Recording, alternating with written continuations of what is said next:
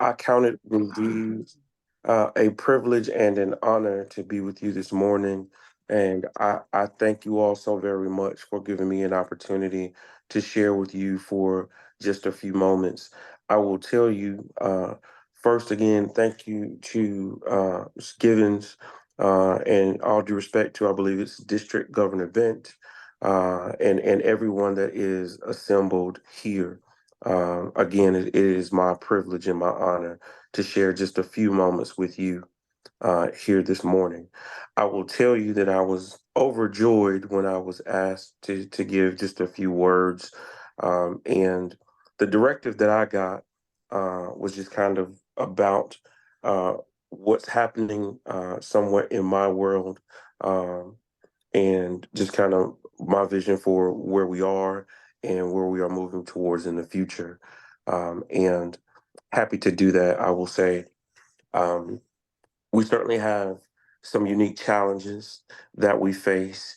But the bright spot is that we also have amazing, amazing human beings that are doing amazing work and are pushing us forward and are pushing us to leaving things better than we found it. As I begin to talk about my world, um, I will tell you, I am a Wake County District Court judge. I have practiced law in Wake County for the better part of 20 years. And in that time, I have had the opportunity to see the unique challenges that our county faces. And again, there are some significant challenges, but there's also bright spots and people that are helping. One of those specific challenges that I see daily, and I saw it daily as an attorney, but I also have had an opportunity to get a much more up close and personal view, is access to justice. Um, and when I say that, what I mean is folks having access to quality, competent representation, folks having access to just the court system in general. I can tell you that oftentimes, I think one of the biggest things that I compare it to is I work in the court system and I've had the opportunity to learn the day ins and day outs of the court system. But when you are there for the first time, or when you are there and just not quite familiar with it, I liken it to me being in an operating room or an emergency room. The doctor knows exactly what's going on and what's happening, and they are calm because that is their setting. Uh, but in the courthouse, if there's someone that is not familiar with that, then they too have that nervousness. And I do everything that I can daily to ensure that folks are armed with information. Because when folks are armed with information, that tends to quell some of that fear and some of that anxiety. And you would be surprised uh, how quickly just explaining the logistics or explaining the process, how far that goes in helping someone with that anxiety that they experience when they are in court. So that's one of the challenges that I see. But again, one quick and easy fix oftentimes is um, just telling folks kind of what happens and and how it works. One of the other challenges that I have seen, oh, and I'm sorry, I did want to go back with the access to justice piece. Uh, I do want to make note that there have been some significant strides, specifically in Wake County. And while I'm here, I will give a super, super uh, shout out and kudos to one of my colleagues, which is Judge Ashley Parker, who was instrumental in assisting in getting um, the Wake County Justice Center and having a legal clinic opened. And that legal clinic has served uh, literally hundreds of folks in helping them with their legal issues. And oftentimes, as a judge, um, the ethics of things will not allow for me to give legal advice, but that legal center has been a beacon of hope for folks in getting answers to questions that they have, and to, again, just getting acclimated to the court process and what it may entail. So that is an amazing resource for folks. Um, it is open during the day.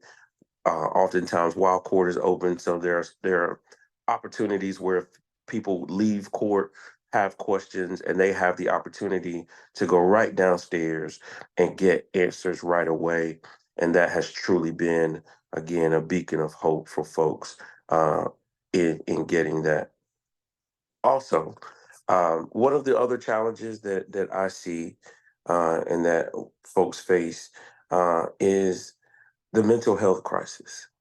Um, and with that, again, one of the challenges is when someone is in a mental health crisis, and oftentimes uh, folks that may think they need help may call the police. And our first responders, be it fire, rescue, EMS, police, are doing the very best they can with what they have. Um, However, sometimes it is indeed a mental health crisis as opposed to a crime that is taking place.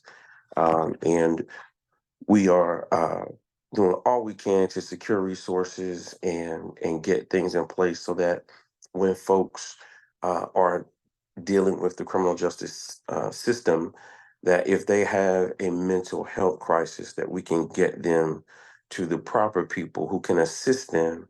Um, and because we certainly want to keep the citizens of Wake County safe, but we also want to do what is right by those who may have been accused of a crime and were simply having a mental health crisis. Um, I have seen it from from you name it, 8 to 80, as far as those types of crisis, and it is important that we learn to recognize it. Coupled with the mental health piece, oftentimes is substance abuse.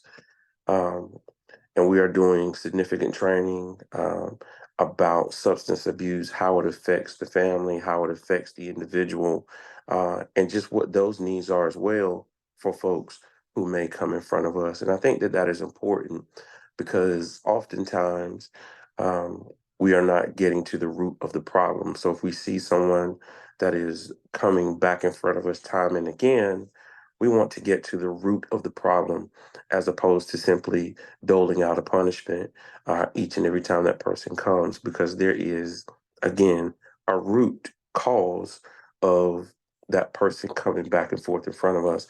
And oftentimes it is substance abuse. And when we get to the root of that, um, we learn that sometimes folks are self-medicating for illnesses that they have, or there are past traumas that they are dealing with, and did not know how to deal with those in a healthy manner. And that's how the substance abuse came about. So I think part of that is, learning to ask specific pointed questions, uh, because oftentimes folks simply aren't asked. Um, and if you ask those specific and pointed question, you'll be surprised that folks give you a specific and pointed answer. And then you can kind of get to the point where you can help. But you've got to learn uh, to know the signs and know what to look for in order to deal with that. Um, One other uh, thing that I see uh, is our homeless population is increasing. And in dealing with that, um, we are again searching for uh, resources and ways to deal with that. There are several um, things in the works as it relates to low income housing. Um, and there are several people on the front lines dealing with that. And I commend them. But those are the things that I see kind of in our world, um, as kind of, I call those my big three as it relates to opportunities for growth. Those are the opportunities for growth. But be not dismayed, because as I indicated, there are amazing opportunities and there are amazing people doing amazing things to combat these issues and to combat um, these opportunities for growth here. As I mentioned, as it relates to the access to justice, the uh, the legal support clinic is there and available for folks. Also, legal aid is available. They are a huge community partner. They do a lot for folks and are willing to. They go above and beyond every day. I see a lot of their attorneys that come in and are willing to lend a helping hand. And I must say, I would be remiss if I did not say that our local bar is really good about that too. I have seen attorneys who have not been paid a dime, who are not asking for a dime, that will step in and assist someone that they see that is in need or may need their assistance. So those are all great things that I see happening as it relates to that access to justice piece. As it relates to the mental health piece, again, there are a number of agencies that I have seen that are opening up. Folks are opening up mental health agencies. There are a number of physicians that have volunteered that are reaching out to folks uh, to let kind of community partners know that they're willing to assist however they can. And it's a great thing to see. It's very uh, overwhelming to see folks reaching out because they recognize a need and they are pitching in their community to assist. And that is amazing work. I believe not too long ago, um, I saw a Rotarian mission that says service over self, I believe. Um, and I see that daily for folks that are reaching out to try to do the best that they can to be of service and help folks.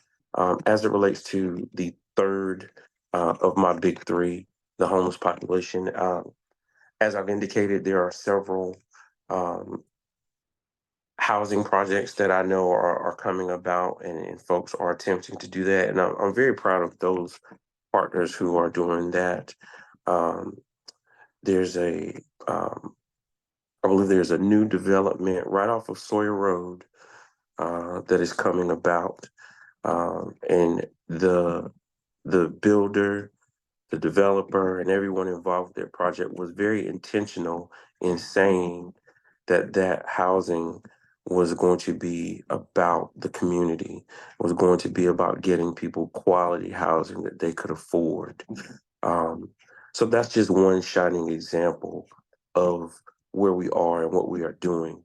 Um, and it's amazing to see as much as we see again those opportunities for growth. We see people that are stepping up every single day uh, to assist or to be of service, and I commend them. I will tell you, and I purposefully did not talk about me much because I wanted to shine a light on those folks that are doing all those great things and all those great services that are available. But I will say this as I get ready to close. I want to be cognizant of time. I believe I have about 4 minutes, Mr. Gibbons, but um, I make it my mission daily to ensure that I leave this earth better than I found it and that people are treated with dignity and respect regardless of socioeconomic status, regardless of race, gender, creed, color, sexual orientation, any of the like. Um, and I believe that we are better for it. I believe we are moving forward. I believe that um, we are going to leave our space better than we found it. And I will always make that my mission. I will always make that the thing that I do so that I know that when I put head to pillow at night, I can say that I was better than I was yesterday. Um, Thank you all so very much. I certainly, if you have questions, I'll certainly do my very level best to answer them. Absolutely. Let's go ahead and open up